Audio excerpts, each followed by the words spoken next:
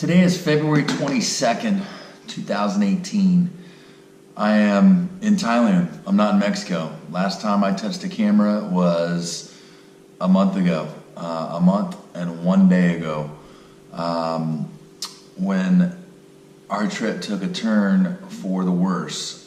And what happened was, after we got our permits, we got on the road, and we had heard so many stories about these roadblocks, these fake roadblocks on the other side of the border in Mexico. So we were very eager to get out of the city and away from the border because we'd heard all these awful stories. We got to the border at 6 o'clock in the morning, went across the border very, very painlessly. It took 5 minutes. So all these things we'd read and we'd heard, not the case at all. It was painless. But then when we got to the permitting office, that took a few hours. So by the time we got on the road in late morning, we started the ride, and once we got out of the city, we were on the road, and all things were Mexico, and the ride was back on, and it was beautiful all over again. And as soon as we got out of town, Bob was up front, then it was Justin, Brian, and myself in that order. I was in the back, and we got 2 miles outside of town, and we didn't have any cameras on at that particular moment. Usually we all have 1 or 2 cameras each, and usually there's 1 or 2 going from any one of us at any given time. So, but this particular moment, there was no cameras in the rear, which would be me facing forward. My camera was facing off to the side. And Brian slid over, he screamed, "End of all roads!" And he leaned over to Justin, and he gave him this high five, and they kind of converged on each other, and they gave each other this high five. And Brian said, "This is the first time all 4 of us have ridden together, because for different reasons, there were different variables that there were usually one of us that wasn't there. And this particular day was the first time that all of us had ridden together." And Brian had a shoulder surgery, so he missed the first couple legs. He was with us, in a support vehicle, cruising around with us, but he wasn't actually riding with us. He did ride on leg 3. Justin wasn't on leg 3. So when we finally all met at the Mexican border, for all 4 of us to get going on this ride together, all 4 of us finally, it was a very endearing moment, the moment that Brian, recognized that. And then I remember looking at the way the sun was and everything and thinking, wow, that was a really special moment. I can't believe I didn't get that on tape, on film. And so we go down the road. We had a wonderful day of riding. The weather was fantastic. We stuck to the toll roads, and the roads were fantastic, actually. And we heard a couple more stories from people that we met along the way that day. That one guy, for example, he was a Mexican-American guy that said when he pulled in the permit office and parked right next to it, he said, "Man, I just got pulled over by these thugs and they tried to rob me," and he had this whole story. So we knew we were very close to things we wanted to get away from. But once we got to Mexico, thankfully, we felt pretty lucky because we didn't encounter any of that. And so we had a couple little pit stops, just for, a drink and a snack kind of thing. And when we were riding down towards Zacatecas was our goal for the day, where we wanted to get to, we pulled over for a snack. And then as we got back on the road, the worst happened. Brian was in the forward position. I was right behind him. And we were right side by side of each other, maybe 20 feet apart from each other. And then Justin and Brian were about maybe a quarter mile behind us, because we had just had a conversation about, let's slow it down a tick and kind of all get back together, because we were starting to spread out a little bit on the highway. And so as we did that, we were right around 60, 65 miles an hour. And Brian, I was looking right at Brian, and he got what's called a tank slapper, where he got a wobble in his bike, and it came on excessively. It's where your handlebars really start to, they start this left and right oscillation. And when he slid off the road, as he went off the side, I went just barely past him, did a quick U-turn, and as I came back, I passed him maybe by 40, 50 feet, and did a quick U-turn, came back on him, and Justin had passed me a little bit, and Bob and I were coming up on him at the same time. And it was evident real quick that things were not good. And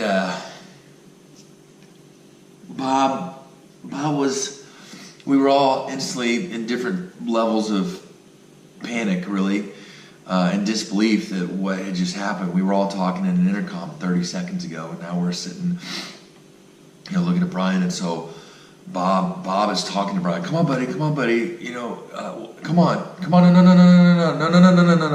No. This is not the way it's supposed to go.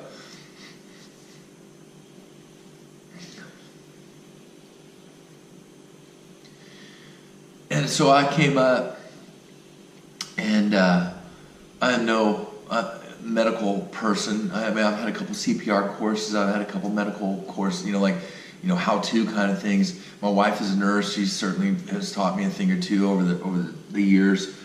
This panic is setting in, and we're just reacting. I was relatively stoic in the moment in my frozen state, but we're reacting in this moment, and everybody's reacting differently. I didn't know at the moment. I learned later kind of where Justin went, but he had gone to his bike and he was getting a first aid kit. So in this particular moment, it's just Bob and I with Brian. And so when I got him face up and I'm looking at him, he wasn't breathing, so I thought he might be choking. I tried to clear his airway, and then we were trying to make him comfortable, and obviously there was some bleeding, and so we were trying to stop the bleeding, and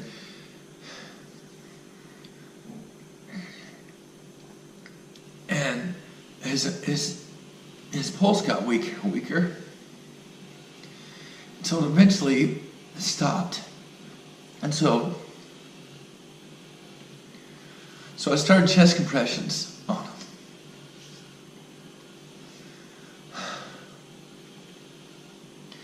And so with every compression, I knew enough about CPR to know if it was maybe making an impact or not making an impact. And I pretty much knew it probably was not. I knew I was probably fighting a losing battle. But I was also in complete disbelief. Complete disbelief. I was in complete disbelief that my friend was in this situation, and that we were in this situation, and that this was happening in this moment. I couldn't believe it, and I wasn't going to accept it. And I just kept going and going and going and going and going and going and going and going and going. And what else could we do? There was nothing else to do. And so, until there eventually, unfortunately, came a time that we had to stop. There was a point, and I couldn't tell you if that point was in 5 minutes or 30 minutes or an hour. Realistically, it was probably, I would say 15 to 20 minutes. If I had to venture a guess, that would be my guess, which I know is far too long.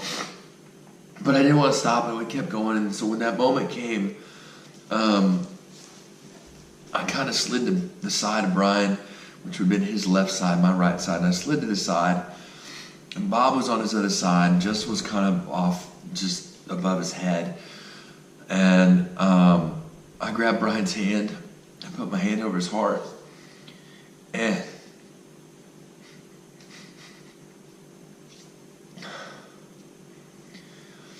Bob was holding his other hand, and we talked to him. We talked to him for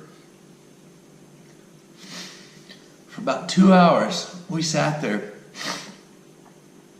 the four of us, and there was actually a couple Mexican people that were driving by the highway. They saw it happen, and they stopped also, and they were kind of off to the side watching all of it unfold. And they were very sweet. And they were they were in shock, and nobody wants to see that kind of thing or needs to see that kind of thing. And whether the people or not, it's the human aspect of watching that level of trauma and watching that level of pain, by the bystanders. anybody who has any type of feeling is going to be in that and feeling that together. And these people that we didn't know them, we didn't speak the same language, and they were very much with us in that moment. And I wish I could thank them for some of the things that they did. Some of the things that they did, there was an elderly guy and a young, I'm going to assume his grandson. When all this was going on, they were along the highway and the ditch gathering all of Brian's belongings that had kind of been slingshotted out of his panniers, his little suitcases on the side of his bike. You know, you hear all these awful things about Mexico, and you think they'd be out there stealing stuff if you listen to the news.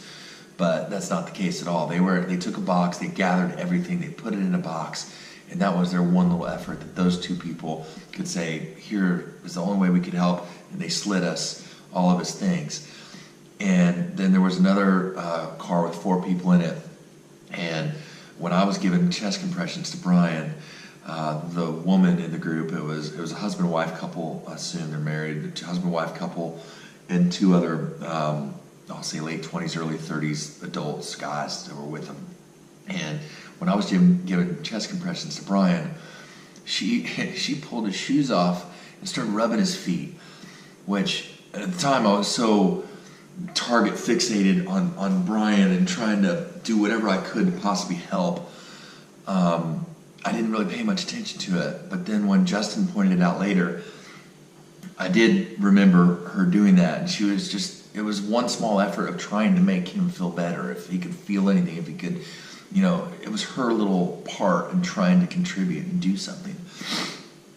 And then when the moment came that I slid over to Brian's side and Bob was on the other side and just was just above Brian's head, she came over kind of in the middle of us and said a prayer in Spanish, made the sign of the cross over Brian, and kind of caressed him for a minute.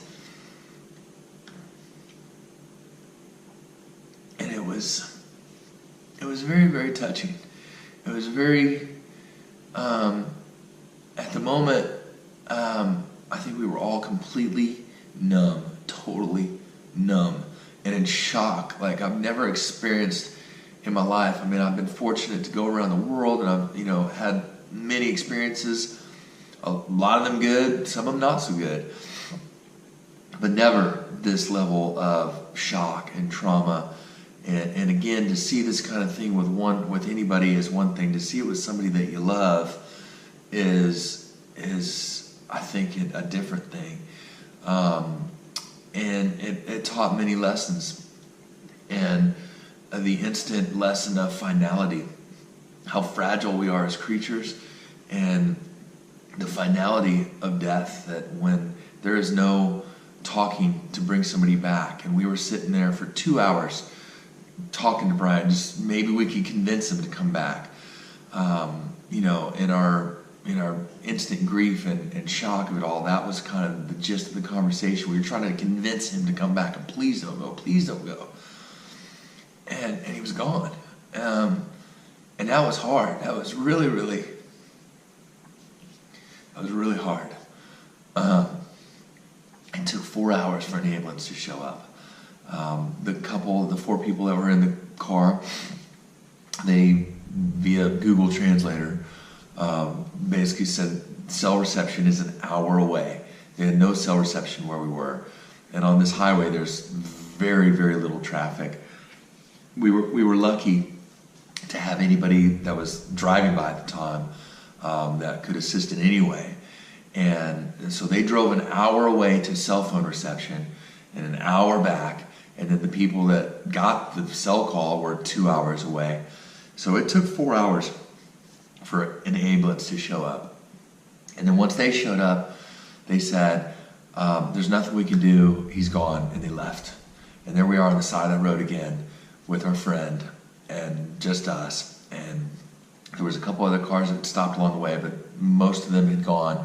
And there was one guy that was a Mexican-American guy that stayed with us the entire time. He had rolled up about, I'll say 10 or 15 minutes after everything had happened, and he was off to the side watching. He was by himself. He was on his way from Zacatecas to New Braunfels, Texas, in between Austin and San Antonio. He had a small ranch there, and he was down there visiting family in Mexico, and so he stopped. When he saw what was going on with us, he stopped. He spoke perfect English, and he was a godsend for us because he was their translator, and he stayed with us all in all for 7 hours. This whole process took on the side of the road. He stayed with us for 7 hours. And I don't know his name. Justin wrote down his name. And if I could thank that guy right now, and man, the sincere thank you to him. Thank you doesn't cut it for what this guy did. I mean, for sticking around until 10:30 at night. This happened about 3:30 in the afternoon on January 20th, 2018 is when all this happened. And that guy stayed with us until we finally left. And so 4 hours for the ambulance.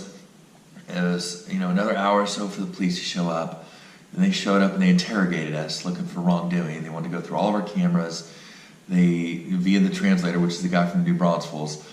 And that was something I understand they have a job to do, but we weren't really quite expecting that to the level of what they did, of how they did it. And then when the morgue truck finally showed up, we were told in the very beginning that we needed to take anything off of Brian that we didn't. Whatever. They basically said the ambulance drivers and the police are going to rob him. They're going to take everything they have off of him. So whatever you want, you have to take with you. And that's another weird thing that now after all this happened, now we have to go through Brian's things right there on the side of the road and secure it so that the police don't steal it, so that the ambulance drivers don't steal it. So when, on a little side note on this, the police in America have taken a bad hit. They've taken a bad rap for wrongdoing and doing one or two bad apples here and there. And I can tell you that the Mexican people that were explaining to us, the guy that spoke English, he said, they're going to come up and they're either going to steal Brian's things, or two, they're going to charge you money. And I said, what are they going to charge us money for? They said, well, they'll say you damaged the road or you caused dirt in the road or something. They'll try to fish some kind of money out of you.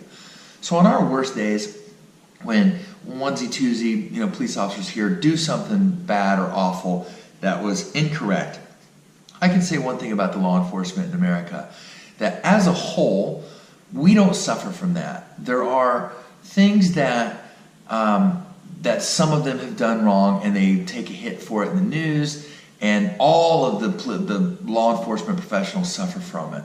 And I can tell you that they are an absolute blessing in their professionalism by comparison to what they are in Mexico. Because when you're at your worst moment and you're looking for help, a protect and serve type of person, and you have to worry about that person robbing you, and all the Mexicans in that particular scenario believe that every single cop that showed up was going to do that because that's the history. That's what most of them do. We do not suffer from that. So to the law enforcement professionals that do their job every single day in America, I would like to say thank you for being the professional that you are. And I'm sorry that you have to suffer the wrath that falls out from one or a handful of bad apples within your profession doing something terrible that all of you have to pay for. Because I, for one, am thankful for police officers that show up and do a good job, which is most of them. That being said, the police officer that showed up was compassionate, and he did not do that. There's federales in Mexico, and there's local police. The local police were the first ones on the scene, and they basically did a police report and drew a diagram of Brian's scene and the scenario. The federale showed up, and the local police gave all that information to the federale, and the federale seemed to be the one that all the locals that were there, because now the crowd had gotten a little bit bigger, and the federale seemed to be the one that the locals were more intimidated by, maybe afraid of. And his English was very broken. He did speak via the translator, the guy from New Braunfels, and they were helpful. They were compassionate, and they were helpful. So I'll skip the part of the story, what happened after the law enforcement, and then finally the morgue truck showed up. They got Brian in the truck. Well, in Mexico, what you hear often is you do not ride at nighttime. All Mexican highways at nighttime, they they turn into ghost towns. The Mexicans very rarely drive at nighttime. You don't want to be on the road at nighttime for a number of reasons. One, the thugs come out. They have all these fake roadblocks. People are worried about getting robbed. Then, not to mention the animal life. There's cows, chickens. There's obstacles on the road. So our whole goal that day was to get to Zacatecas, Mexico prior to nighttime. And we were going to be there about 5:30 at night. If we kept it to the schedule, that's 5:30, which is about an hour before sunset. So when all this was said and done, and we finally got Brian in the truck, it was 10:30 at nighttime, and we had 130 miles to go to Zacatecas. So we still have 2 hours of riding to do, and it's at nighttime. And we ride at nighttime once in a while. Ride at nighttime doesn't exactly scare us, but when you hear from the Mexicans, do not ride at nighttime because of the obstacles that are on the road, and with the human element of that's when all the thieves and thugs come out. So the morgue truck said, follow us. We'll take you all the way into town, and they'll kind of act like a blocker for us, and they speak the language, and they were going to take us to where Brian was going to be, and they were going to get us sorted out with a translator and basically tell us whatever the next process was. So they said, just hang tight, and we'll and you can follow us. Well, we were facing the wrong direction on the highway, and in all the cars, in the stream of cars, we were sitting there trying to get our stuff together. When we turned around 10 minutes later, they were gone, and they left us. And so we're like, oh, let's try to catch them. So when we whipped out on the highway, we were, flying on the highway trying to catch this truck. And then we asked ourselves, why are we flying so fast on the highway when after everything that just happened, we're just going to let them go and we'll catch up to them. We had an idea where they kind of told us the part of town where it is. And then so we all had our intercoms on. Needless to say, it was a pretty silent ride to Zacatecas for 2 hours. At nighttime, we passed only one police checkpoint, and they kind of looked shocked that these 3 motorcycles were rolling in at midnight because no one's on the highway, much less 3 foreigners on motorcycles at nighttime at midnight. And they did take and they shined their lights on us, and we just kept right on going. And we didn't haul through them, but we didn't stop, and we didn't really give them a whole lot of opportunity because I think we kind of surprised them. We just kind of rolled right through it. And so really it was no problems going to Zacatecas, but when we got into town, now we're rolling into town, it's coming up on 1 o'clock in the morning, we don't know where we're going, we don't have a place to stay, but we tried to find the morgue where Brian was going to be. And so we went to the address that they had given us. He's not here. So what do we do? So we went and found a little hotel because we didn't know if we're in a good part of town or a bad part of town. So we went, found a little hotel, the Hampton Inn, dropped our stuff, and we were going to just drop our stuff just because we had all of our stuff and all of Brian's stuff just stacked on our bikes. And again, not knowing if we're good part of town or bad part of town, we just kind of wanted to get off the road with all this stuff that we had. So we wanted to just unload our stuff, get back on the bikes, and go see if we could find where Brian was. And so that was important to us in that moment. So there was a van driver at the Hampton Inn who used to live in Arizona, so he spoke perfect English. And he was asking what we're doing and why we're getting back on the bikes, and we told him what was going on. He said, here, I know where they'll take him.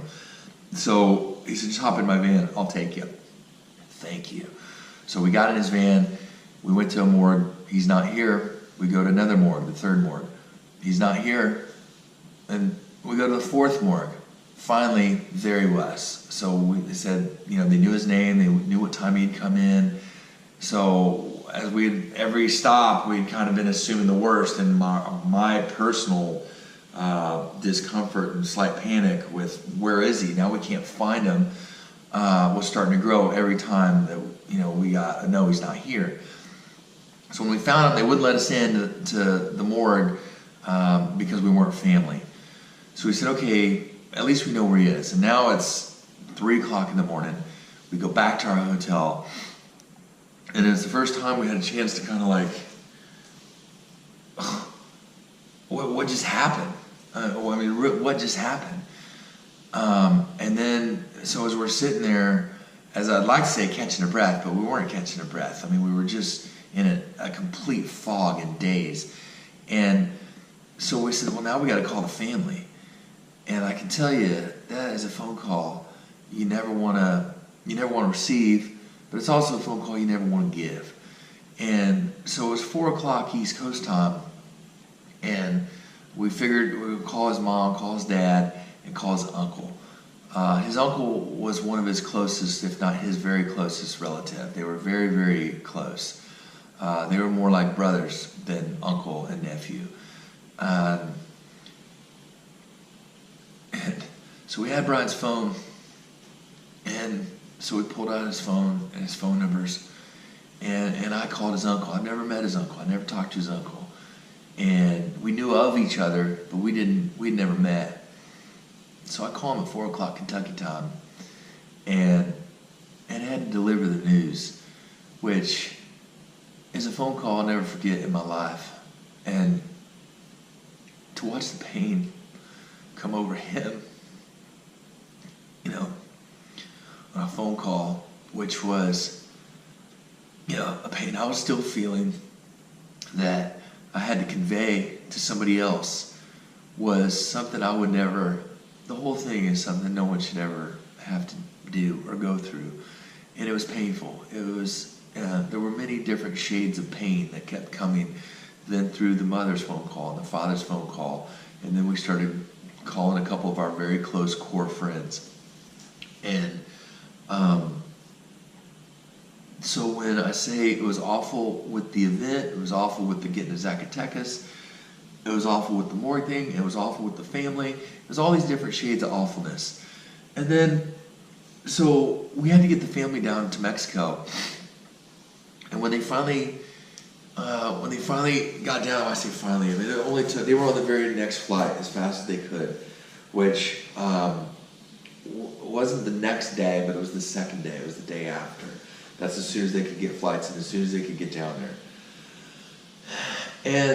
And we picked them up at the airport one by one. And then in the meantime, we had met this cab driver named Roy. And Roy was another guy who had lived in America, in Chicago for a couple years, spoke perfect English. And while we were waiting for the family, we had to go, there was a lot of logistics to do. In Mexico, everything is funneled through one particular police station, and they have to have a stamp for everything. So we had to go to the morgue and get a stack of paperwork and get that stamped by the police station. Then we had to go, there was multiple trips between the morgue, the police station, and the funeral home. So while we were waiting for the family, we were running around doing all of that. And Roy was absolutely instrumental in navigating that system for us. Roy, when we would walk into this busy police station or the busy morgue or wherever venue we were, Roy would barrel through the crowd. He got vested in us and our predicament very, very quickly. And he would go in and navigate through the bureaucracy and get to the person that we needed to talk to right away. And when he found the person, we would be in the side of this lobby packed with people, and he would be like, okay, I got your guy, get over here.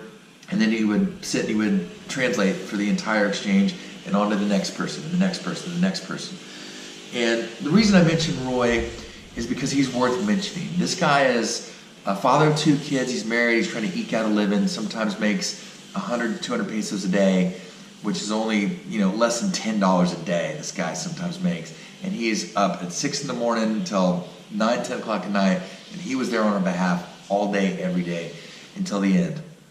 And so I'll come back to Roy in a second, but as the family started coming in, and Roy would shuttle us around town for all the different needs that need to be done logistically, we had worked out through Roy a funeral home that his family wanted to see Brian one more time. So we set up a viewing with a funeral home, and so on the second day we all went to the funeral home, and it was the last time we got to see Brian. And they did a good job on presenting him, and believe it or not, he didn't look maybe as what you might think he might have, with the trauma of what happened. He honestly just looked like he was sleeping and he was resting comfortably. And it was only the family members, and then it was the riders, and Justin's wife Lara and my wife Pascal came down to join us. And we all arm in arm around Brian, and we said our goodbyes. And it was a special moment. It was a short, special time. And it was, Brian was from a very loving family, and he was from a very good family that did a lot of things right in producing a guy like Brian to the world. And the loss of Brian is huge, not just because I knew him and I loved him as one of my best friends, just because the world needs more people like Brian, and it's a sad loss. And one other thing I want to mention is that as we all kind of said our goodbyes and we sat down, Roy was outside the room. And after it was all said and done, he quietly and politely took his hat off and he walked in the room, and he walked up to Brian, and I could see he was kind of talking to him, kind of mumbling something. And I kind of quietly walked up behind Roy, and I heard Roy, because at this point, Roy had been with us for 3 or 4 days, 4 days, I think. And so he got more inquisitive about Brian, and he'd heard all these stories about Brian and kind of gathered what a force of nature Brian was, and he's truly special. He's like, you guys are a special group of guys. You all stick together. Usually you'd think 1 or 2 would have to leave or not be able to handle this kind of thing well. But you guys are here for Brian and for his family, and you guys are a really tight crew. And he grew a level of appreciation for us and for his family in maybe an odd or strange way. He kind of, unfortunately, had to get to know Brian in this way, which is not the way to get to know Brian. But he had got some kind of fondness for hearing all the stories of Brian, that he was curious. And so when we all sat down, Roy walked up to Brian, and I could see him saying something, and I walked up behind him, and what Roy was saying was, he said, Brian, I think we would have been friends.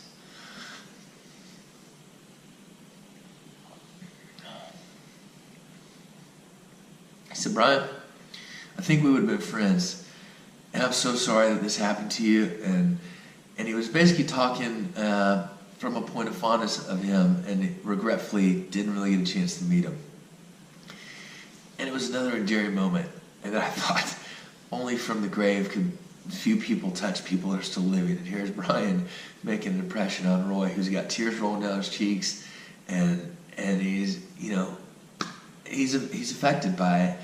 And here's a guy that never knew Brian, and I thought that's one of Brian's last moments with us on Earth, and only Brian could do that.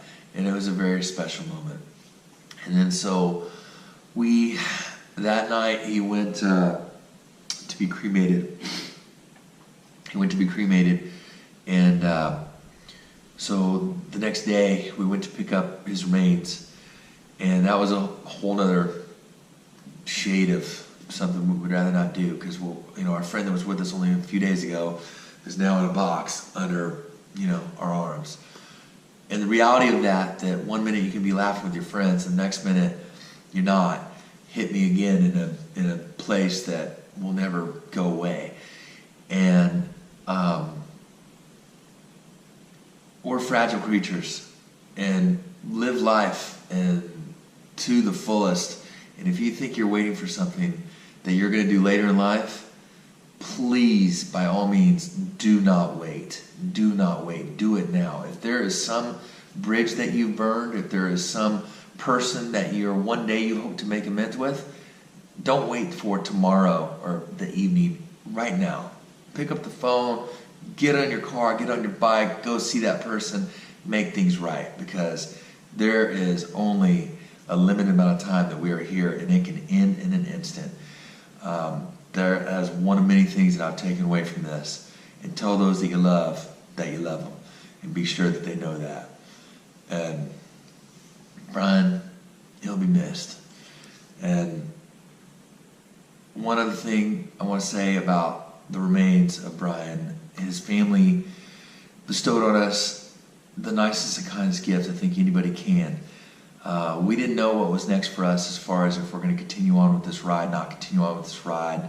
We've been planning this thing for a couple years, and we've got about 18,000 miles under our belt, and I don't know how many we got more to go, but a lot. And without one of our biggest characters in our crew, we didn't know what to do, where to go from there. But we decided we are going to carry on this trip. We are going to keep going. We got many more countries to go to, many more to see, and his family bestowed on us the gift of taking part of his remains with us. And we're going to take his remains with us, and we're going to spread his ashes on all 7 continents of the globe. And we're going to carry him around the world. So he's not only with us in spirit, but he's with us actually. There's a physical part of him that's actually still with us. And thank you to the family for offering that to us. And that doesn't come lightly. And we accept that with responsibility and a gratitude that is off the charts. And thank you from the bottom of my heart. And thank you to those that knew and loved Brian. And thank you guys for watching. Thank you for listening. I miss him. I love him. Thank you very much.